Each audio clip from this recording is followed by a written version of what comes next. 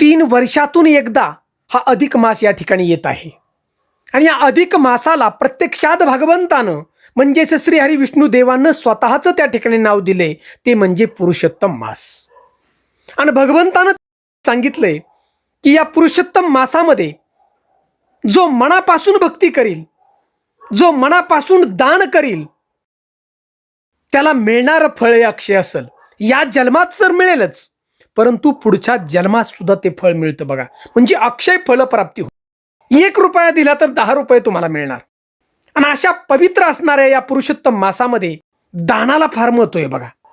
आणि भगवंतानं सांगितलंय, आपल्या पुराणानं सांगितलंय की 3 वस्तू जर दान केल्या अधिक महिन्यामध्ये म्हणजेच पुरुषोत्तम मासात, तर तुमच्या मनातील सगळ्या इच्छांची पूर्तता होणार आहे, दुःख दारिद्र्य दूर होणार आहे आणि भगवंताच्या पायाशी जागा मिळणार आहे आणि कर्मबंधनातून मुक्ती सुद्धा होणार आहे. म्हणून मित्रांनो, या कोणत्या 3 वस्तू आहेत, त्या कशा दान करायच्या, ते आजच्या व्हिडिओमधून आपण जाणणार आहोत. त्यासाठी व्हिडिओ शेवटपर्यंत आपण पहा आणि शेवटी आम्हाला कमेंट फक्त ओम नमो भगवते वासुदेवाय नम अशी विश्वासानं कमेंट करा. अग्निपुराणात असं म्हटलं आहे की या अधिक महिन्यामध्ये सोनं, अश्व म्हणजे घोडा, तीळ, हत्ती, रथ आणि भूमी आणि घर आणि कपिला गाय आणि कन्यादान हे जरूर करावं. तर या दानाविषयी गरुड पुराण आपल्याला सांगतं की दान न जर केलं, दानच केलं नाही आपण, तर व्यक्ती दरिद्री आणि गरीब होतो आणि गरीब असल्यामुळं तो पाप त्या ठिकाणी करतो. आणि याचमुळं श्रीमद भागवत पुराण आपल्याला सांगतं की जीवनासाठी जरुरी असणारी संपत्ती म्हणजे धन ठेवा. जेवढं आवश्यक आहे ना तेवढी संपत्ती आपल्याकडे ठेवा आणि राहिलेली संपत्ती, सामुग्री ही दान करणं अत्यंत आवश्यक आहे. आणि आपल्या धर्मग्रंथानुसार या दानाचं फळ काही प्रमाणात आता आपला या जन्मात मिळतं आणि राहिलेलं जे फळ आहे ते आपल्या पुढच्या जन्मात जरूर भगवंत आपल्याला देत. आणि पाठीमागच्या जन्मात केलेल्या दानाचं फळ ही या जन्मात आता आपल्याला मिळते बघा. त्यामुळे आजही आपण पाहतो की अनेक लोकांच्या जीवनामध्ये बघा अचानक बदलाव घडतो. आपण पाहिलं असेल, काही लोकांना अचानक धनसंपत्ती मिळते, काहींना जमिनीत पुरलेलं धन मिळतं. हे सगळं जे घडतं ना ते पाठीमागच्या जन्मात केलेल्या दानाचं फळ असतं बघा. मित्रांनो, आजच्या व्हिडिओमध्ये आपण या अधिक महिन्यात दान करावं तरी काय हे सगळी माहिती जाणणार आहोत. आणि हा अधिक जो महिना आहे म्हणजेच पुरुषोत्तम महिना 17 मे पासून चालू होतोय आणि 15 जून पर्यंत आहे. आणि या महिन्यामध्ये जो वेळ मिळतोय आपल्याला तो अत्यंत पवित्र आहे बघा, फळ देणारा आहे, भक्तीचा सेल आहे. गरुड पुराणानुसार जलदान केल्यामुळं तृप्ती मिळते, अन्नदान केल्यामुळं अक्षय सुख प्राप्त होतं आणि तिळाचं दान केल्यामुळं संतान सुख प्राप्त, भूमी दान केल्यानं मनामध्ये तुमची आहे ती इच्छा सगळी प्राप्त होती बघा. घराचं दान केल्यानं उत्तम भवन प्राप्त होतं, चांदी दान केल्यानं सौंदर्य मिळतं आपल्याला. परंतु दान हे आपल्या सामर्थ्याप्रमाणे करावं, ऐपतीप्रमाणे करावं. कारण सगळ्यांच्याकडे सामर्थ्य नसतं की सोनं दान करायची, चांदी दान करायची, इगडी सगळ्यांची त्या ठिकाणी परिस्थिती नसती. परंतु दान हे जरूर करावं.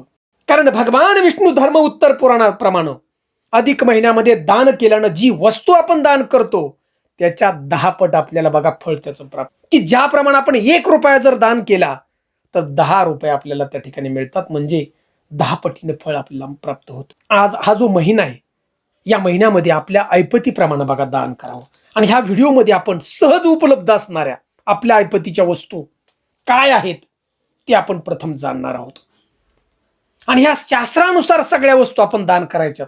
आणि आपल्याला दररोज जर दान करायचं नसेल तर आपण सप्ताहात म्हणजे हप्त्यात 1 दिवस जर या वस्तू आपण दान केल्या ना तरी सुद्धा तुम्हाला ती फळ प्राप्त होणार आहे. आणि लक्षात घ्या, 1 दिवस जर आपण वस्तू दान केल्या ना ह्या तरी सुद्धा भगवान विष्णूंची कृपा आपल्यावर होणार ही. आता प्रथम आपण कोणत्या वस्तू दान कराव्यात आणि त्याचा विधी तरी काय हे आपण शास्त्रानुसार जाणणार आहोत.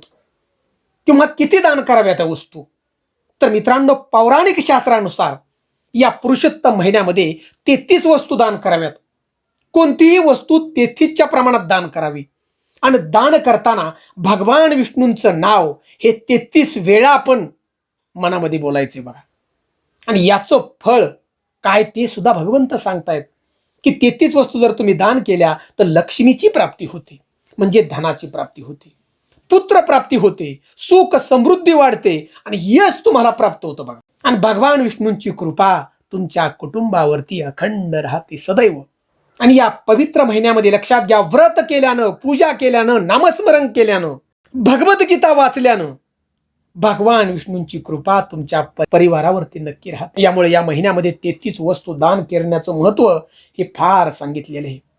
आता या वस्तू कोणत्या ते आपल्यावरती बघा, आपल्या ऐपतीप्रमाणे. फक्त ह्या 33च्या स्वरूपात पाहिजेत वस्तू. आपण 33 रुपये आपण दान करू शकतो, 33 कपडे आपण दान करू शकतो, 33च्या प्रमाणात आपण मिठाई दान करू शकतो, फळं भाजी हे वेगवेगळं जर 33च्या प्रमाणात दान केलं ना तरी सुद्धा फलप्राप्ती होते.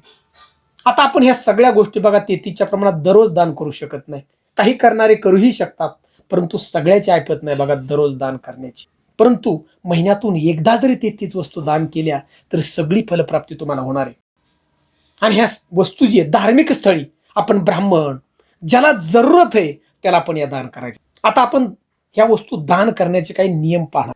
आणि सगळ्यात महत्वाचं म्हणजे कोणत्या वस्तू दान केल्यानं फळ तुम्हाला जास्त मिळणार आहे ते आपण पाहू. तर आपल्या शास्त्रानुसार ध्यान देऊन ऐका, ह्या 3 वस्तू महत्वाच्या आहेत या पुरुषोत्तम मासामध्ये दान केल्यानं. या 3 वस्तू फक्त तुम्ही दान केल्या ना तुमच्या जीवनातली सगळी संकट दूर होणार आहेत.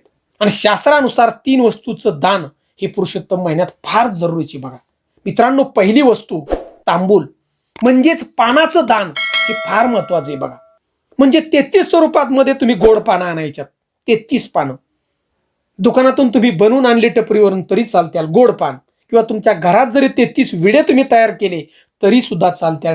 आणि प्रथम सगळ्यात महत्वाचा हे 33 विडे तयार करून भगवान श्री विष्णुदेवांची पूजा केल्यानंतर त्यांना हे पहिला प्रसाद म्हणून तुम्ही त्या ठिकाणी ठेवायचे त्यांच्या समोर.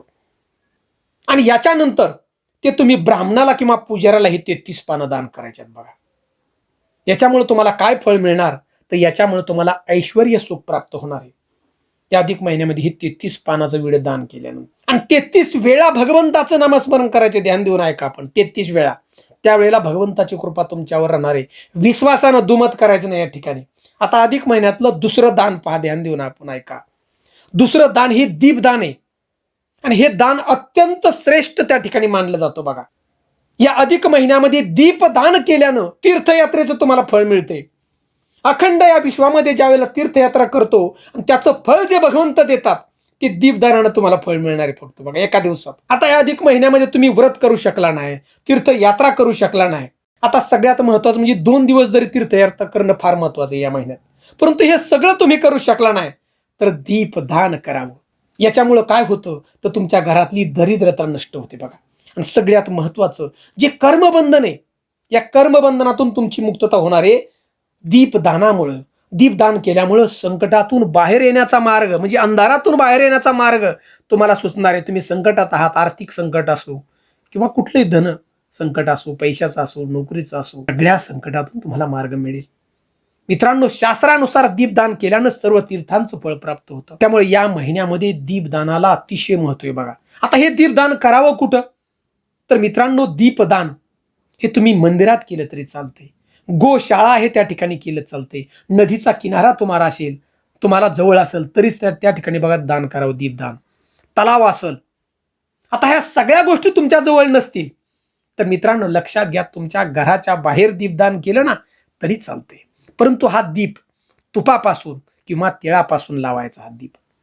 आणि याचं प्रमाण 33 असावं. 33 दीपदान करायच्यात.